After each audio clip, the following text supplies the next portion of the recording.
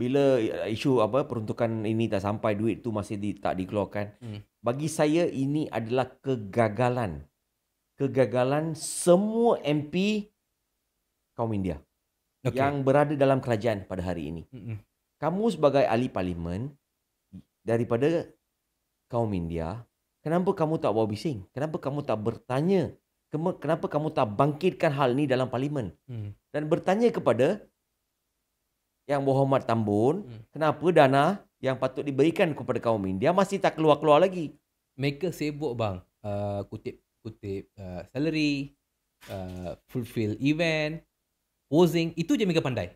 Tapi bila datang isu masyarakat India, semua senyap. Masa jadi pembangkang, mulut boleh sampai telinga.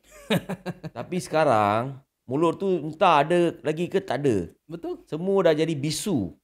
Betul. And the funny thing is, mereka tahu mereka supposed to represent the Indian community, and they know the Indian community is getting neglected so badly, tapi mereka tak berani bersuara.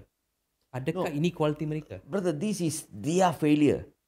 All the MPs, all the Indian MPs in the government should be ashamed of what's happening today. Rasa malu dengan keadaan yang sedang dilalui sekarang ni oleh masyarakat India.